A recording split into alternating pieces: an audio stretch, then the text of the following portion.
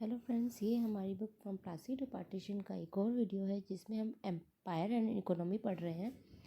तो हमने पिछली वीडियोस में बात की थी कि किस तरह से एग्रीकल्चर इकोनॉमी के तहत ये रिवेन्यू जनरेट कर रहे थे। लैंड रिवेन्यू सिस्टम्स हमने पढ़े थे जिसमें ज़मींदारी, रैयतवाड़ी, महलवारी सिस्टम के बारे में हमने पढ़ा था। ठीक है, पर इकोनॉमिक में बस एग्रीकल्चर इकोनॉमिक नहीं होती है, और भी तरह की चीज़ें होती है। और इससे अगर बढ़कर बात करें तो इकोनॉमिक डेवलपमेंट भी हुआ कि नहीं हुआ उस टाइम पे, मतलब एम्पायर में। तो वही हम जैसे सेगमेंट पढ़ रहे हैं, एम्पायर एंड इकोनॉमी। तो देखते हैं इकोनॉमिक डेवलपमेंट हुआ भी था कि नहीं। वैसे इकोनॉमिक डेवलपमेंट की मैंने बात की, आखिर ये इकोनॉमिक डेवलपमेंट होता क्या है। एक्चुअली इसका मतलब होता है कि गवर्नमेंट एक ऐसी पॉलिसीज या प्रोग्राम्स लेकर आए जिससे कम्युनिटी की life, quality of life, basically बोले तो क्वालिटी ऑफ लाइफ इम्प्रूव हो और सोसाइटी इकोनॉमिकली अच्छी हो, उसे हम इकोनॉमिक डेवलपमेंट कहते हैं। तो देखते हैं हुई थी कि नहीं। और उससे पहले प्लीज़ चैनल को लाइक और सब्सक्राइब कर दो, थोड़ी सी हेल्प हो जाती है इससे। ठीक है, तो इंडिया, तो इसी में एक हमारा टॉपिक है India's economic obligation to the empire and how it fulfil them. देखो, एम्पायर ना बहुत कुछ एक्सपेक्ट कर रहा था इंडिया की, उसे इंडिया किस तरह से, वो इंडिया से क्या इंडिया से चाह रहा था और इंडिया उसको किस तरह से फुलफिल करने वाला था। मिनट,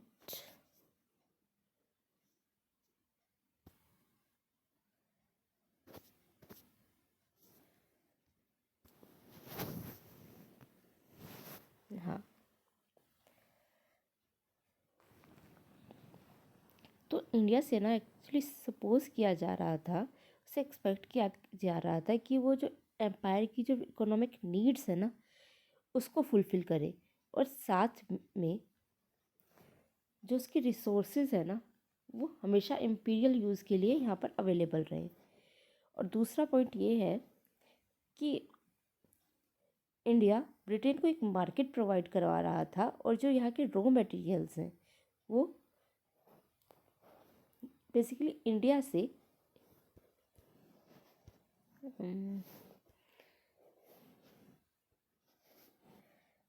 और यहाँ के जो रॉ मटेरियल्स हैं इंडिया से ब्रिटेन तक भेजा जा रहा था, ताकि ये रॉ मटेरियल से वहाँ पे सामान बने और ये वापस से सामान इंडिया आए और उसको यहाँ पर, यहाँ की मार्केट से बेचा जा सके। ठीक है, अब इसके बाद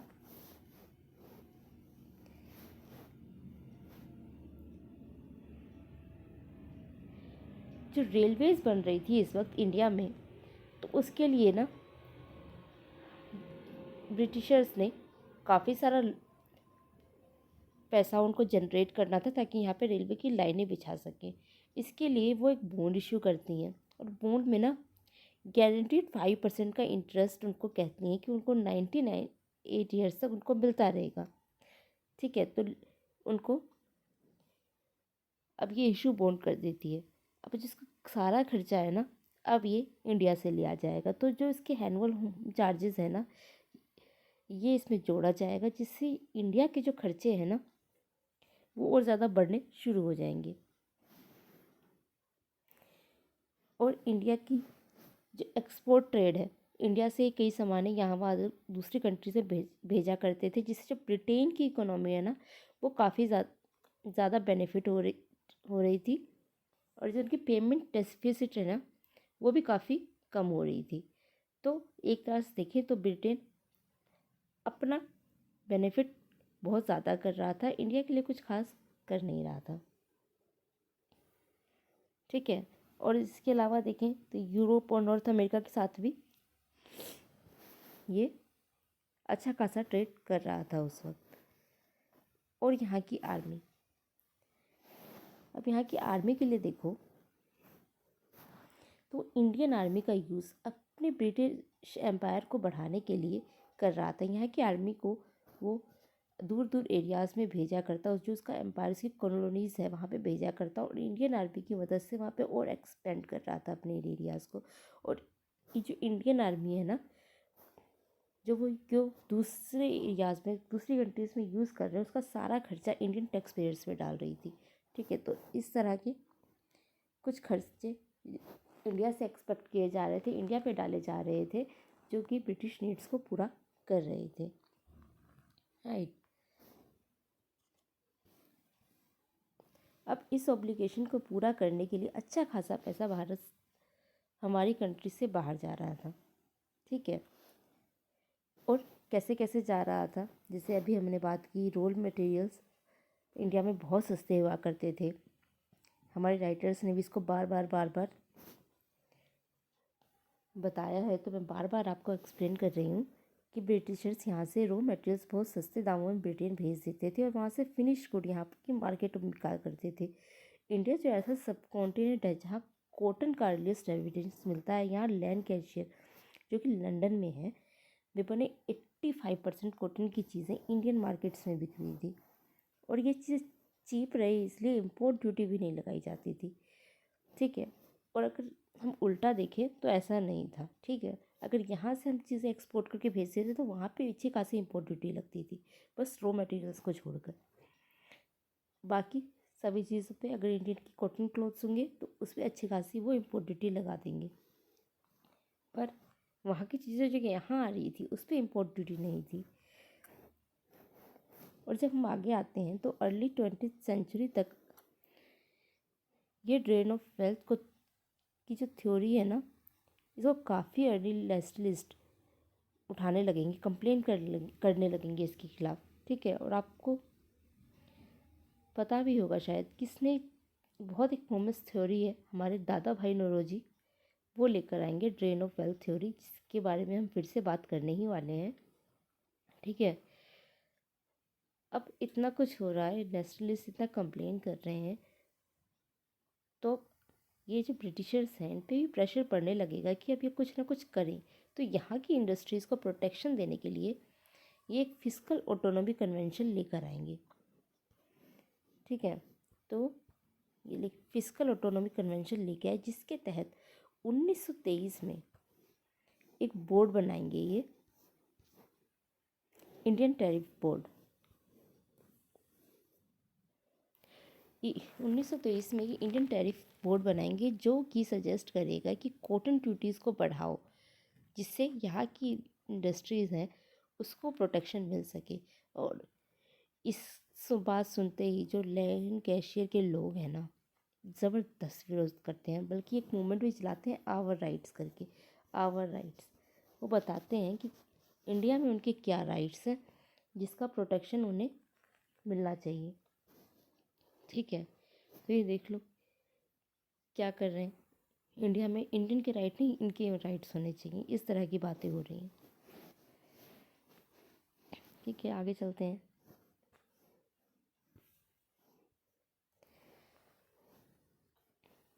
इसके अलावा दूसरा पॉइंट देखें तो ब्रिटेन की 17% स्टील और आयरन को इंडियन रेलवेज में लगाया जा रहा था। ठीक है, तो स्टील और आयरन को ये पूरी तरह से यहाँ से ना लेकर इंपोर्ट करके यहाँ की रेलवेज में लगा रहे थे, तो बर्डन इससे काफ़ी बढ़ रहा था। और जो हमारी मिलिट्री है, इंडियन मिलिट्री, इसे सबसे ज़्यादा पैसा खर्च किया करते थे।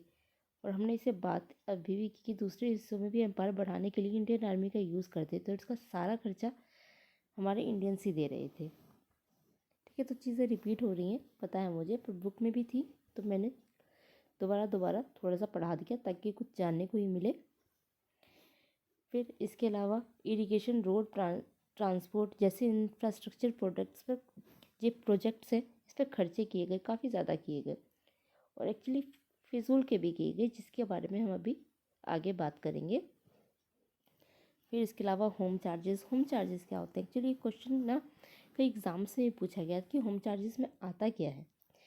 ध्यान से सुन लो, ये सेक्रेटरी ऑफ स्टेट है, इसकी सैलरी वगैरह होगी, जो इसका इंडिया ऑफिस है ना लंदन में, इसका सारा खर्चा इसके अलावा जो मिलिट्री पर्सोनल्स हैं, सिविलियन जो इंडिया के लिए काम कर रहे हैं, उनकी सैलरी, पेंशन, ट्रेनिंग, सबका खर्चा ये होम चार्जेस में आता था। ठीक है, तो ये हो गया आपका होम चार्जेस। फिर पांचवा है हमारा काउंसिल बिल, जिसे ड्रेन ऑफ वेल्थ ये हो रहा था। अब ये बिल क्या है, ये ध्यान से सुना। इस बिल से मनी एक्चुअल में ट्रांसफ़र हो जाती है। इससे पहले जो थे ना वो सारे इनडायरेक्टली उससे मनी ट्रांसफ़र हो रही थी, इससे डायरेक्टली हो रही थी। अब वो कैसे, काउंसिल बिल जो था ना लंदन में उन लोगों को बेचा जाता था जो इंडियन गुड्स को खरीदना चाहते थे। बेसिकली काउंसिल बिल एक यूनिक पेपर हुआ करता था। ठीक है, जो ब्रिटेन क्राउन सेल करती थी। पता होगा 1858 के बाद से क्राउन आ गया था, तो वहाँ की गवर्नमेंट इसको सेल किया करती थी। तो कोई भी व्यक्ति जिसको इंडियन गुड खरीदना है वो इसे परचेज़ करेगी स्टर्लिंग देकर। स्टर्लिंग में तो पाउंड हो गया या सोना चांदी में देकर इसको बाय कर सकती थी। वहाँ की करेंसी में काउंसिल बिल को खरीद लिया। ठीक है, अब यहाँ पे एग्जांपल मैंने दिया है आपको। जैसे क्राउन है, ये ब्रिटिश क्राउन है, ये हमारा हो गया काउंसिल बिल। इसको ये ए व्यक्ति ने खरीद लिया, ये मिस्टर ए हैं, इन्होंने खरीद लिया। अब इनको इंडिया से सामान मंगाना है, इनको मिल गया इंडिया से सामान, इसके बदले में ये बिल इन्होंने यहाँ के प्रोड्यूसर को दे दिया। अब ये जो प्रोड्यूसर है ना, ये इस बिल को लेके गया यहाँ पे लोकल कॉलोनियल ऑफिस है इसके पास। अब ये लोकल कॉलोनियल ऑफिस है ना, ये इस काउंसिल बिल को लेंगे। ठीक है, अब उसमें से टैक्स काट कर टैक्स को माइनस कर देंगे और फिर यहाँ इंडियन प्रोड्यूसर को ये सामान दे दे, मतलब पैसे दे देंगे बचे हुए।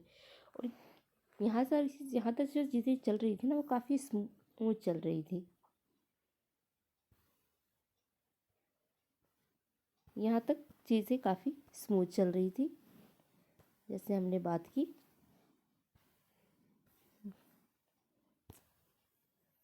यहाँ तक काफ़ी स्मूथ चली।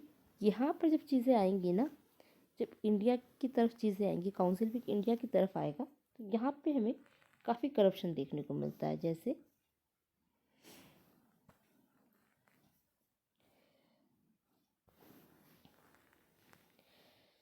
कि ये जब इंडियन प्रोड्यूसर है ना, ये जाएगा लोकल कॉलोनियल ऑफिस, तो ये टैक्स काट लेते हैं। और कई बार तो इन जो प्रोड्यूसर्स है ना, इनको इतना कुछ पता नहीं रहता, तो ये जो लोकल कॉलोनियल ऑफिसर्स है ना, ये इनको धोखाधड़ी करते थे इनके साथ। इनको कई बार तो ये मतलब पैसे देते ही नहीं थे, इतने ज़्यादा पैसे काट लेते थे, या टैक्स के नाम पे बहुत ज़्यादा उलझुल काट लेते थे पैसे, और इनको काउंसिल बिल के नाम पे कुछ ठग लिया इनको, जिसकी वजह से प्रोड्यूसर्स को बहुत नुकसान हो रहा था।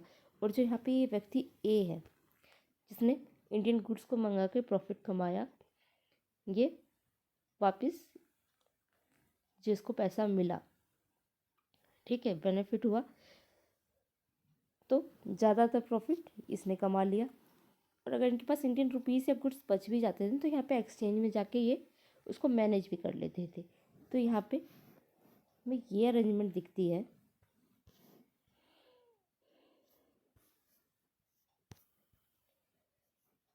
तो यहाँ पे हमें ये अरेंजमेंट दिखती है कि इस काउंसिल बिल को बेचकर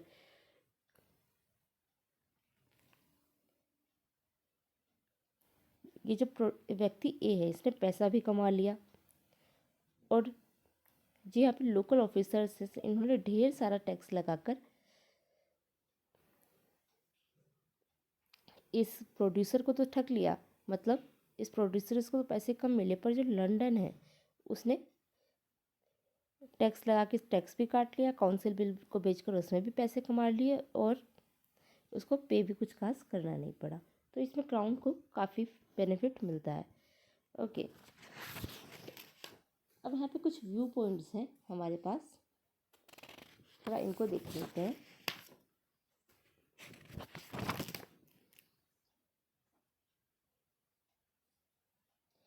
अब कुछ कई व्यू पॉइंट्स हैं कि जितना सारा वेल्थ जा रहा था क्या इंडियंस को नहीं दिख रहा था। तो मैंने अभी बात की, कई अर्ली नेशनलिस्ट थे जो इसके खिलाफ कंप्लेन भी कर रहे थे, और उसमें सबसे रिनाउंड नाम था ये हमारे दादा भाई नौरोजी साहब। इनकी एक बुक है poverty and un British rule.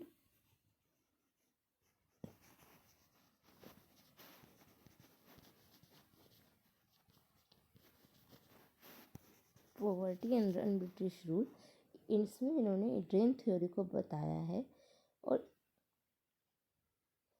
कि किस तरह से हमारी कंट्री में वेल्थ का ड्रेन हुआ।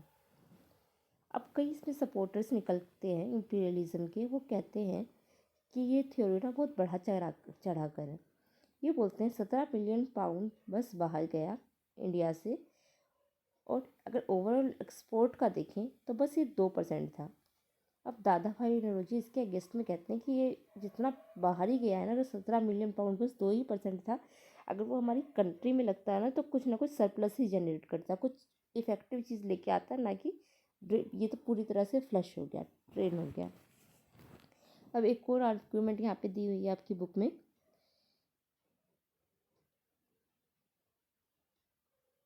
अब ये कहते हैं कि इतना पैसा इंडिया की इकोनॉमिक और इंफ्रास्ट्रक्चर पर खर्च हुआ, ये एक्चुअली इन्वेस्टमेंट ही तो है, एक अच्छा इन्वेस्टमेंट है। यहाँ की इंफ्रास्ट्रक्चर पर खर्च हो रहा है, इंडिया की मार्केट को इंग्लैंड ने इंटरनेशनल मार्केट से जोड़ा।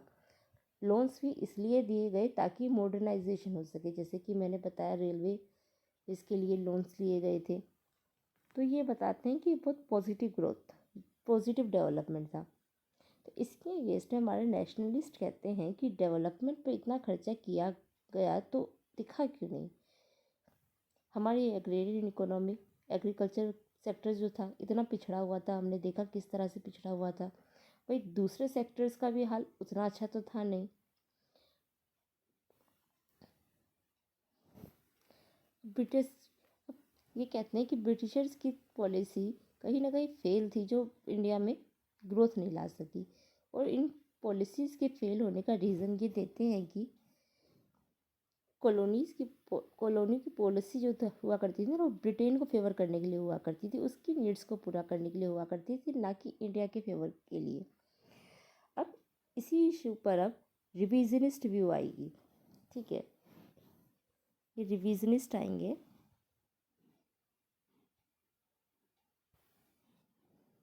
ये रिविजनिस्ट जब आएंगे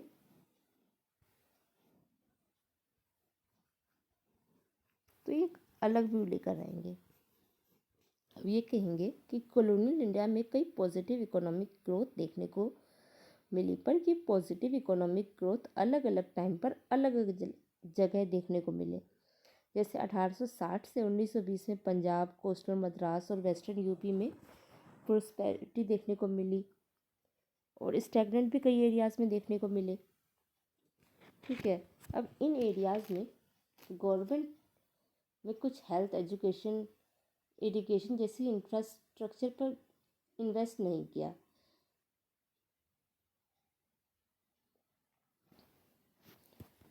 करती तो शायद यहाँ पे स्टैग्नेंट नहीं रहती, यहाँ पर भी थोड़ा मॉडर्नाइजेशन आता। और ये रिविजनिस्ट व्यू इन्हीं रिसोर्सेज के बारे में बात कर रही है कि जहाँ पे रिसोर्सेज है वहाँ डेवलपमेंट है, जहाँ रिसोर्सेज नहीं है वो एरिया डेवलपमेंट नहीं है। अब देखते हैं, ठीक है, यहाँ पे रिसोर्सेज की बात हुई है तो थोड़ा इसको ट्रैक करने की कोशिश करते हैं किस तरह से ये रिसोर्सेज कहाँ कहाँ पर किस तरह से थे, ठीक है। तो आपकी बुक में ये 9 तरह के रिसोर्सेज के बारे में बात की गई है। एक है irrigation, commercialisation of agriculture, railways, Indian handicraft industry, European banking houses, tea plantation of Assam,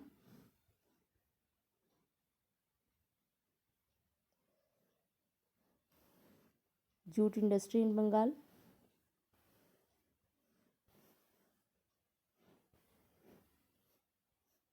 cotton industry in western India, iron and steel. तो अब इसमें कमर्शियलाइजेशन ऑफ एग्रीकल्चर में ना इंडिगो, कॉटन, जूट के बारे में भी पढ़ लेंगे। ठीक है। और इस वीडियो में हम इरिगेशन और कमर्शियलाइजेशन ऑफ एग्रीकल्चर की बात करेंगे, ठीक है। और यहाँ पे इन तीनों सेक्टर्स को भी देखेंगे, ठीक है। आगे चलते हैं। ये है हमारा इंडियन मैप।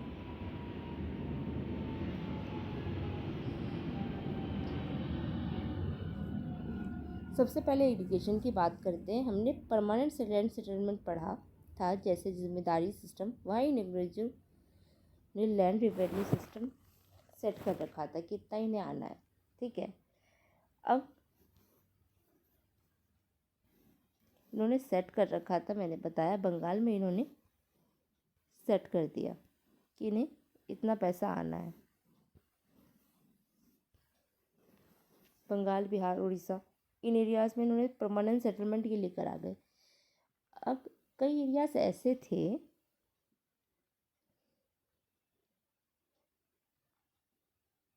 जहाँ पे ये परमानेंट सेटलमेंट नहीं था। अब परमानेंट सेटलमेंट में अगर ये डेवलपमेंट करते तो क्या इन अंग्रेज़ों का फ़ायदा था कुछ? एक्चुअली नहीं था, क्योंकि वहाँ पे इन्होंने सेटलमेंट बना दी थी कि इतना इन्हें रेगुलर चाहिए, चाहे वहाँ पे प्रोडक्टिविटी बढ़े या ना बढ़े, इन्हें फिक्स पेमेंट मिलने वाली थी,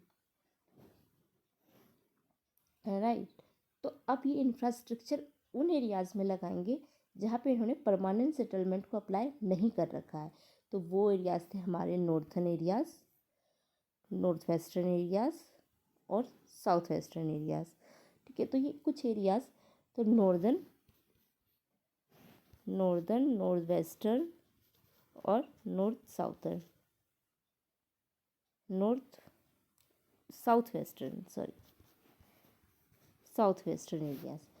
तो ये इन एरियाज़ में ये इरिगेशन कैनाल्स लगाएंगे ताकि इन एरियाज़ में थोड़ा डेवलपमेंट हो, प्रोडक्टिविटी ज़्यादा होगी तो रेवेन्यू इन्हें ज़्यादा मिलेगा, क्योंकि यहाँ पे स्कोप भी ज़्यादा था।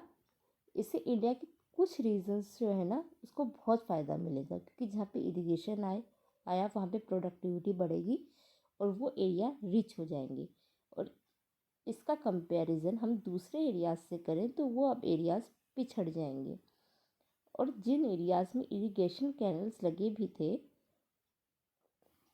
तो उनके जो रेट्स थे, उनको पे जो टैक्स लगाया जाता था, चार्जेस लिए जाते थे, वो काफ़ी ज़्यादा होते थे। तो इससे हमें नया सोशल ग्रुप देखने को मिलेगा जो अमीरों का था, और जनरली ये फाइनेंशियली अच्छे होते थे, ऊंची कास्ट के होते थे, क्योंकि यही अफोर्ड करते थे। और ये जब इरिगेशन कैनल्स एरियाज़ में लगाए जाएंगे तो ये और पावरफुल और ज़्यादा रिच हो जाएंगे। अब आगे हम कमर्शियलाइजेशन ऑफ एग्रीकल्चर को देखें तो ये इनइक्वालिटी जो है ना वो और ज़्यादा बढ़ जाएगी। जो अमीर वर्ग होगा वो और अमीर बन जाएगा, और जो कास्टिज़म था ना वो और बढ़ जाएगा। इस तरह से हम देखते हैं कि पैसा अब एक जगह इकट्ठा होने लगा और मार्केट के लिए प्रोडक्शन होने लगा, जिसे हम कैपिटलिस्ट एग्रीकल्चर बोलते हैं, ठीक है। तो हमने समझा कैपिटलिस्ट एग्रीकल्चर, इसमें मार्केट के लिए अब मार्केट के लिए प्रोडक्शन हो रहा है और किसानों और ज़्यादातर पैसा अब एक जगह इकट्ठा होने लगा है। उसको हम कैपिटलिस्ट एग्रीकल्चर का पार्ट बोलते हैं। वैसे जो ये चेंजेस थे ना, ये खुद किसान नहीं ला रहे थे, चाहे अमीर किसान हो या छोटे किसान हो या बड़े किसान हो, वो खुद से नहीं ला रहे थे। और ये चीज़ें यूरोपियंस ही ला रहे थे, और एक्चुअली फ़ायदा भी ज़्यादातर कि यूरोपियंस ही उठा रहे थे। अगर एग्ज़ाम्पल की बात करें तो हम एग्ज़ाम्पल में इंडिगो लेते हैं।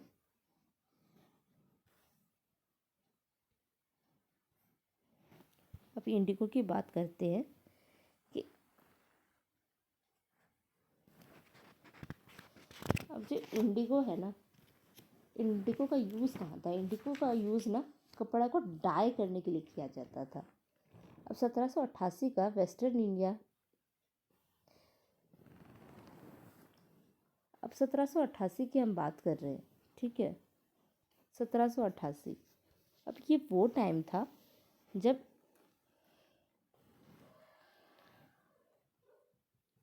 जब ब्रिटिशर्स की पहुंच ना ईस्टर्न बंगाल मतलब बंगाल साइड ही थी, पूरे इंडिया में फैली नहीं थी, तो वो इंडिगो को जब उगाने की शुरुआत करेगी ना अपने उसी एरिया से करेगी, मतलब बंगाल साइड ही करेगी, क्योंकि वेस्टर्न एरियाज़ में अभी उसकी पहुंच थी नहीं। तो ईस्टर्न इंडिया में इंडिगो की खेती अब वेस्टर्न मेथड से की जाने लगी। ठीक है, वेस्टर्न इंडियाज़ में क्यों नहीं की जा रही है? क्योंकि वहाँ पे अभी तक अंग्रेज़ पहुँचे नहीं है, तो इसलिए वो कोशिश ये करेगी कि इंडिगो जो है ना, अब ये जो इंडिगो है इसको वेस्टर्न मेथड से बंगाल में उगाया जाए। ठीक है, 1829 तक जो है ना प्लांटर्स को लैंड खरीदने की अनुमति नहीं थी। तो ये जो प्लांटर्स है ना शुरुआत में किसानों से रिक्वेस्ट करेंगे कि आप उगाओ, इंडिगो उगाओ, अच्छा प्रॉफिट देंगे। और जो ये प्लांटर्स है ना इनको ना कंपनी बहुत फेवर कर रही थी, मतलब कंपनी इनको काफ़ी एनकरेज कर रही थी कि ये इंडिगो उगाएं, क्योंकि उसके अच्छे खासे पैसे उस वक्त वहाँ पर मिल जाया करते थे। तो जो अब इसके लिए 10 प्लांटर्स को एडवांस दिया जाएगा कि वो इंडिगो की खेती करे, इंडिगो उगा कर दे। ठीक है, तो जैसे मैंने बताया ये प्लांटर्स को शुरुआत में रिक्वेस्ट करेंगे, लेकिन बाद में जैसे जैसे ये अपनी पकड़ बनाएंगे उस एरिया में, तो ये ज़बरदस्ती वहाँ से इंडिगो उगवाना शुरू करेंगे। किसानों को फोर्स किया जाएगा कि वो अब इंडिगो उगाएं। अब इसमें कई तरह की प्रॉब्लम्स थी, जैसे डिमांड हमेशा एक जैसी नहीं रहती थी, कभी ज़्यादा और कभी कम। और जो रिच पीजेंट्स थे वो भी इससे परेशान थे। हालांकि वो उनको ज़्यादा कुछ फ़र्क नहीं पड़ता था, क्योंकि प्लांटर्स और रिच पीजेंट्स में ना अच्छी खासी साठगांठ थी, तो उनकी अच्छी खासी चल रही थी। पर इसका बर्डन जो था ना वो गरीब किसानों पर ही पड़ रहा था। जैसे मैंने बताया कि उन्हें फोर्स किया जाता था कि वो अब इंडिगो ही उगाए। अब इंडिगो की बात करें तो वो एक कैश क्रॉप है। ठीक है, अब इंडिगो एक कैश क्रॉप है।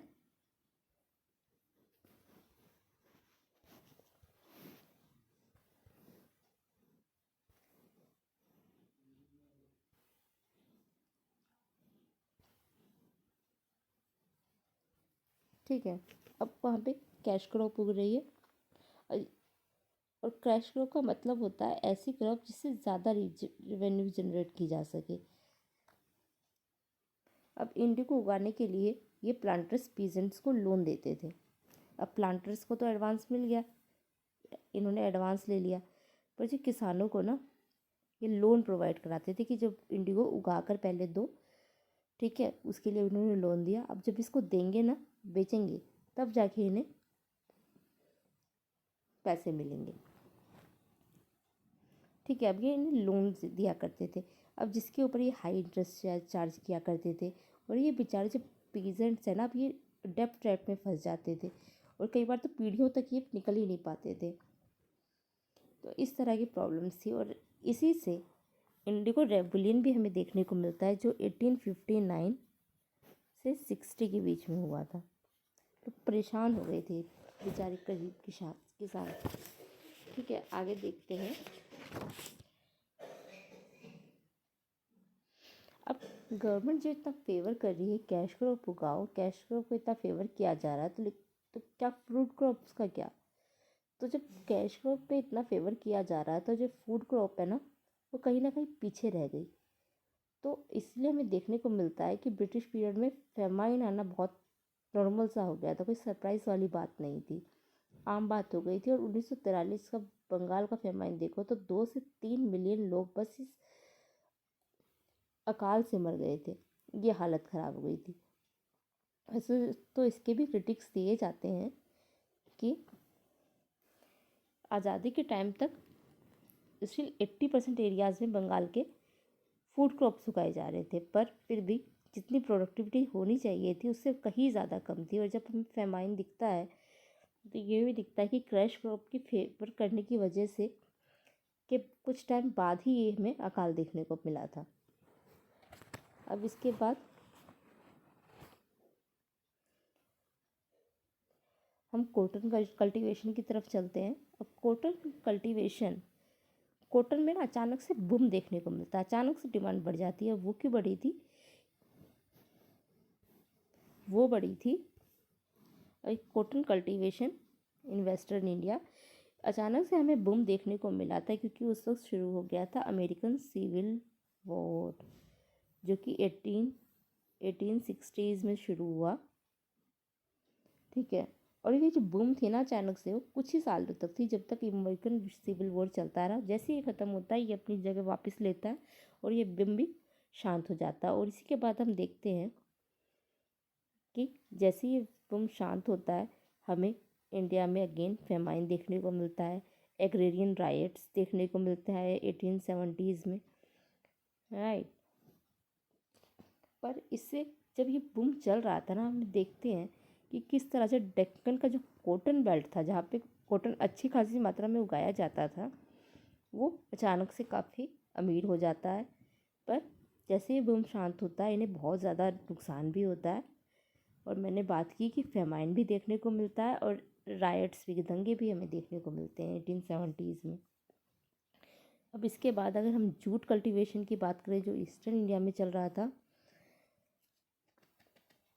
तो हम यहाँ पे देखते हैं कि लोगों को ना डे टू डे एक्टिविटीज़ है ना, उसके लिए उनका गुजारा करना मुश्किल हो गया था। अब वो अपनी गुजारा को पूरा करने के लिए क्या करते हैं कि जूट कल्टीवेशन शुरू कर देते हैं, ताकि वो थोड़ा बहुत कुछ कमा सकें, रोज़ की चीज़ों को मैनेज कर सकें। अब एक हिस्टोरियन है सुगाता बोस जी, ये बताती हैं कि जूट कल्टीवेशन का प्रॉफिट जूट मैन्युफैक्चरर और एक्सपोर्टर जो ब्रिटिश हुआ करते थे उस वक्त, यूरोपियंस, वही उठाते थे। और प्राइमरी प्रोड्यूसर्स को कुछ खास नहीं मिलता था, इनको बस थोड़ा बहुत कमा लिया, कुछ थोड़ा बहुत कुछ दे दिया, बस। ठीक है। प्राइमरी प्रोड्यूसर जो कि एक किसान है, वो उनको कुछ खास फ़ायदा हुआ नहीं। और जो सादा फ़ायदा था, जो ब्रिटिशर्स हैं, ये अंग्रेज उठा ले जाते थे। अब ऐसा क्यों? ये जूट तो उगा रहे हैं, जूट किसानों ने उगाया, अगर इन्हें अच्छा खासा पैसा नहीं मिल रहा है तो क्या ये दूसरी जगह क्यों नहीं बेचते थे जहाँ पे ये ब्रिटिशर्स बेच दिया करते थे? तो वो था इनकी एक तो पहुँच नहीं हुआ करती थी, और जो ये ब्रिटिशर्स है ना, इन्होंने अपनी मोनोपोली बना ली थी कि ये ही बेचेंगे, यही मतलब ख़रीदेंगे। ये जो प्राइमरी प्रोड्यूसर्स है ना, ये और किसी को नहीं बेच सकते थे। तो इस तरह से इन्होंने अपनी मोनोपोली बना दी थी, जिससे ये ब्रिटिशर्स का प्रॉफिट काफ़ी बढ़ गया और ये प्राइमरी प्रोड्यूसर्स पर अपने गुजारे लायक ही कमा पाते थे। अब ये कमर्शियलाइजेशन का इम्पैक्ट क्या हुआ? इतनी चीज़ें हो गई एग्रीकल्चर का कमर्शियलाइजेशन, तो इसका इम्पैक्ट क्या पड़ा? तो देखते हैं। जो रिच वर्ग है, मतलब जो अमीर वर्ग के लोग हैं ना, वो और अमीर बन गए। तो एक हमारे हिस्टोरियन है तीर्थंकर रॉय जी, ये कहते हैं कि अमीर वर्ग और अमीर बना, रिच बिकम मोर रिचर। पर इसका ये मतलब नहीं है कि गरीब और गरीब हो गया, वो अपना गुजारा लायक कमाने लग गया। मतलब ऐसा भी नहीं था कि वो पहले ही कुछ खास नहीं कमा रहे थे। ये जो पॉलिसीज़ आई, कमर्शलाइजेशन हुआ, तो अपना गुजर बसर के लिए ठीक ठाक कमा पा रहे थे। कमर्शियलाइजेशन ने, और सेकंड पॉइंट है, कमर्शियलाइजेशन ने भारत के कुछ लोगों को बहुत ज़्यादा बेनिफिट दिया, जिससे पावरफुल रूरल कैपिटलिस्ट क्लास को बढ़ावा मिला। ठीक है। और इसके बाद प्रोलिटराइजेशन, स्पेलिंग लिख देती हूँ, मुझसे प्रोनाउंस नहीं हो रहा, प्रोलिटराइजेशन, जिसका मतलब है प्रोलिटेरियनाइजेशन ऑफ पेजेंट्री हुआ, जिसका मतलब है कि जो किसान पहले अपनी मर्जी से अपनी ज़मीन पे कुछ भी उगा सकते थे, खेती कर सकते थे, अब उन्हें एज ए लेबर की तरह काम करना पड़ रहा था। वो अपनी मर्ज़ी से अब काम नहीं कर सकते थे। ठीक है, उन्हें वेज लेबर बन गए एक तरह से। अब तीसरा पॉइंट है इसका, अब फूड क्रॉप्स की जगह कैश क्रॉप उगाने पे बल दिया गया।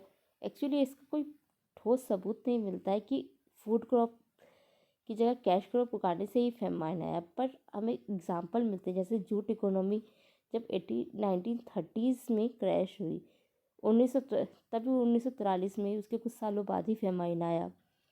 और कैश क्रॉप को इंसिस्ट करने से लैंड की जो प्रोडक्टिविटी है ना, वो भी फ्रेंड्स कम हो जाती है, जिसका सीधा सीधा असर फूड क्रॉप्स की प्रोडक्शन पर हुआ। पर ओवरऑल देखें तो इसके खिलाफ आर्गूमेंट भी किया जाता है। जैसे मैंने अभी बात की थी कि 80% एरियाज़ पे फ्रूट क्रॉप्स ही उग रहे थे 1947 के आसपास। पर स्टिल फेमाइन तो रियलिटी थी, और गवर्नमेंट ने एक्चुअली अगर इंफ्रास्ट्रक्चर पर ढंग से खर्च करती तो फेमाइन में इतने ज़्यादा लोग नहीं मरते। अगर कमर्शलाइजेशन हुआ था, अगर स्टोरेज बनाई जाती, ढंग से काम किया जाता, तो फेमाइन में काफ़ी लोगों की जान बच सकती थी। पर नहीं किया गया, ज़रूरी चीज़ें नहीं की गई थी, राइट। और जितनी ज़रूरत थी उससे बहुत कम फूड क्रॉप्स उगे रहे थे उस वक्त, इस पर ध्यान नहीं दिया गया था। ठीक है, तो आज के लिए इतना ही। Thank you. नेक्स्ट वीडियो में हम रेलवेज़ के और आगे के सेक्टर्स पढ़ेंगे। और ओके, जय हिंद।